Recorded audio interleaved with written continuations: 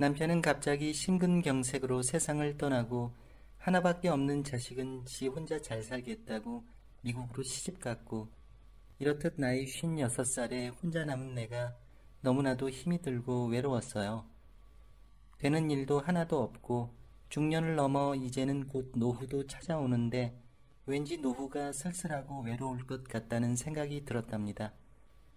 정말 왜 이렇게 되는 게 없고 안 좋은 일만 생기는지, 살고 싶은 생각도 안 들고 모든 게 다 안 좋은 기운으로 흘러간다는 생각이 들더라고요. 그때 문득 돌아가신 친정아버지가 하셨던 말이 떠올랐어요. 조상님을 잘 모셔야 한다며 추석이나 설날이나 명절이 있는 날은 물론 성묘도 자주 가서 벌초도 자주 해야 한다고 저한테 신신당부를 했었죠. 그래야 집안에 복이 깃든다는 소리였어요. 하지만 전 그동안 시집와서 살고 있어 시댁에 관련된 것만 제 일이었고 친정 쪽 일은 아무것도 몰랐죠. 어떻게 흘러가는지조차 알 턱이 없었어요. 하지만 요즘 들어 자꾸만 돌아가신 아버지가 했던 그 말이 자꾸 거슬리는 거예요. 딸 하나 남으셨던 부모님이신지라 친정 부모님에게도 자식이라고는 저 하나였죠. 그래서 만약에 조상님에게 차례를 지낸다면 제가 직접 해야만 했답니다. 차례를 지낼 만한 사람이 이제는 집에 아무도 없으니까요. 저는 차례나 제사 같은 걸 지지하는 성향은 아니지만 왠지 요새 너무 되는 게 없다 보니 돌아가신 친정아버지 말도 생각나고 안 되겠다 생각하며 차례를 지내기로 했답니다. 그런데 그것보다 우선 벌초가 먼저 갔다는 생각이 들었어요. 요즘 가을철이라 벌초를 빨리 해야 한다고 하더라고요. 그런데 조상님이라고 해봐야 누가 있는지, 조상님이 누군지는 자세히 모르겠지만 내가 시집가기 전 아버지 따라서 산에 벌초하러 간 적이 몇 번 있었거든요. 정말 오래된 기억이었지만 그래도 그 산에 가서 벌초라도 해드려야겠다는 생각이 들었어요. 솔직히 말하면 그 묘가 누구의 묘인지도 모른답니다. 하지만 아버지가 벌초를 해주시는 묘이면 분명 우리 집과 관련이 있는 조상님이라는 생각이 들었어요. 그리하여 채비를 하고 집을 나왔답니다. 어느 산인지는 알겠는데 이 넓은 산에 대체 그 묘가 어디에 있는지 알 턱이 없었어요.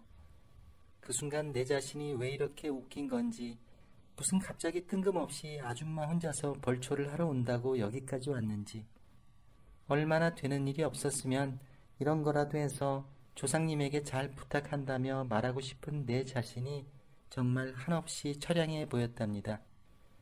어찌됐든 벌초는 하려고 하는데 어디에 묘가 있는지조차도 모르겠는 거예요. 순간 이 모든 상황이 짜증도 나고 화도 나고 그래서 가지고 온 소주를 컵에 따라서 안주도 없이 마셨어요. 한 잔 마시니 소주가 왜 이렇게 단지 또 따라서 2잔을 마셨답니다. 그리고 석 잔, 넉 잔, 5잔, 안주 없이 한 병을 다 비우고 술이 약한 저는 어느새 비틀비틀 거리기 시작했어요. 그 뒤 저는 산속에서 소주를 마시고 잠이 든 듯 싶었답니다. 시간이 얼마나 지났을까요? 한기가 느껴지기 시작했어요. 일교차가 심한 가을이라 아침 저녁으론 쌀쌀한데 정말 온몸에 쌀쌀한 느낌이 감돌았답니다. 살며시 눈을 떠봤는데 깜깜한 어둠이었어요. 칠흑 같은 어둠으로 하여금 앞이 안 보일 정도였어요. 여기가 어딘지, 내가 왜 여기에 있는지, 알고 보니 아까 낮에 술 마시고 산에서 잠이 든 것이었죠. 너무 무서웠어요. 인적이 드문 산속에 나 혼자 있다는 것도 무서웠고 한 치 앞도 안 보이니 길도 안 보이고 거기에 귓가에는 산짐승 소리도 들렸거든요.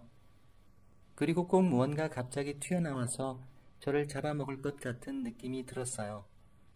하지만 그래도 살아야 하기에 일단 이 산을 빠져나가야겠다는 생각으로 스마트폰 손전등 기능으로 산길을 비추면서 산을 내려갔답니다.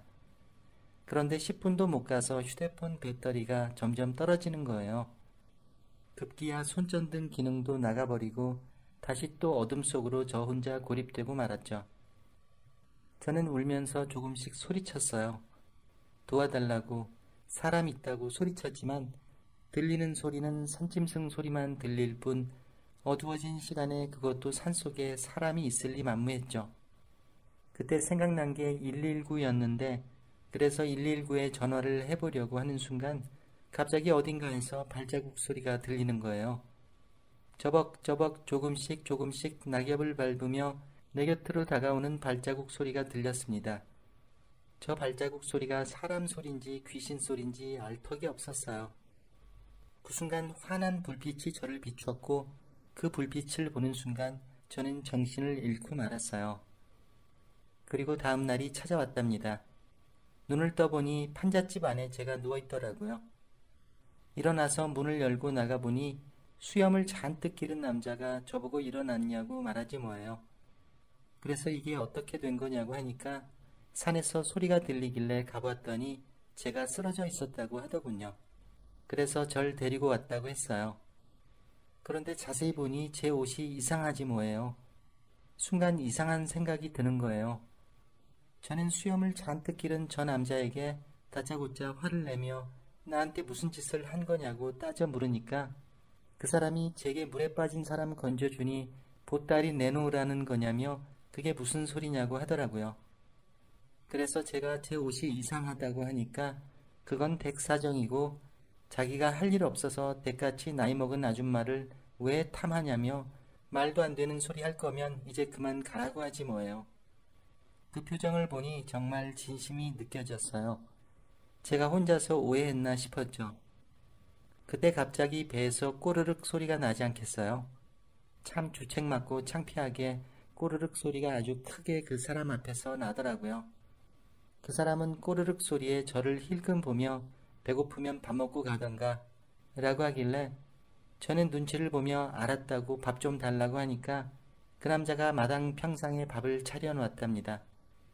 반찬은 죄다 풀이었어요. 저는 그 반찬을 보고 고기 반찬은 없다고 하니까 저보고 그 남자가 하는 말이 고기 반찬은 없지만 맛은 있을 거라고 하더군요. 시장이 반찬이라고 일단 밥을 먹었는데 맨밥만 먹어도 왜 이렇게 맛있는지. 집에서 혼자 밥 먹을 때 입맛도 더럽게 없더니 이런 데 와서 먹으니 입맛이 살더라고요. 그도 그럴 것이 주위를 한번 둘러보니까 산이 다 보이는 곳에 집을 지어서 자연의 전기를 그대로 마시는 것은 물론 그냥 여기 평상에 앉아만 있어도 평화롭게 느껴졌답니다. 저는 밥을 먹으면서 그 사람에게 말을 시켰어요. 여기서 얼마나 살았냐고 하니까 오래 살았다고 하더라고요. 그럼 수염은 대체 얼마나 기른 거냐고 하니까 1년을 길렀다고 하지 뭐예요. 1년이나 걸렸는데 아주 산신령이 따로 없더라고요. 이 남자 자세히 보니까 나이도 나랑 엇비슷해 보이는 게 뭔가 편한 느낌을 주더라고요. 그러면서 술병 하나를 가지고 오며 자기 혼자 술을 따라 마시더라고요. 제가 그건 뭐냐고 물으니 직접 담근 술인데 마시고 싶냐고 해서 한 잔 달라고 하니까 독하다며 꼭 마실 거냐고 다시 묻더라고요. 그래서 괜찮다고 한 잔 달라고 했는데 진짜 말 그대로 독한 게 한 잔만 마셨는데 취기가 확 오르더라고요. 그러면서 그 순간 저도 모르게 술이 취한 건지 수염 기른 이 자연인 같은 남자가 마음에 든 건지 주체할 수 없이 술김에 끼를 발산하기 시작했어요. 나이 56살에 말이죠. 그러자 이 남자는 제가 부담스러웠는지 이제 그만 돌아가라고 하지 뭐예요.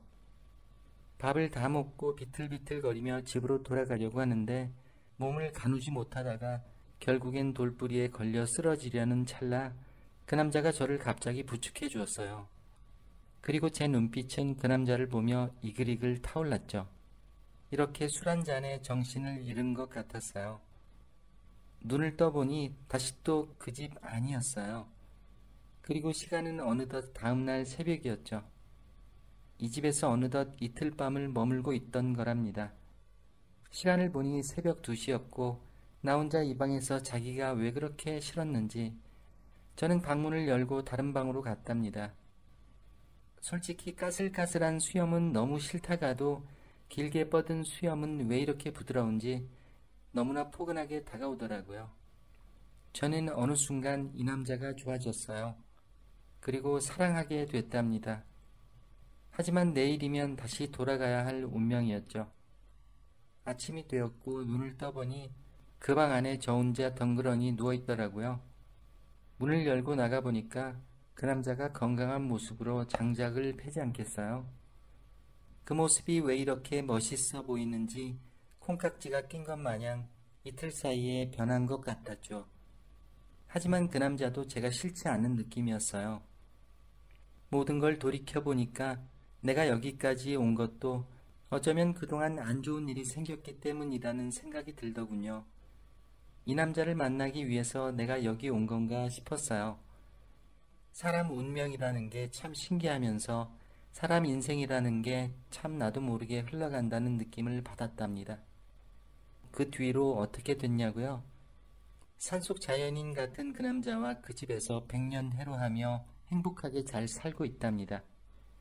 힘든 시련도 많았지만 돌이켜보니 뜻이 있는 곳에 길이 있다는 걸 새삼 느끼게 되네요.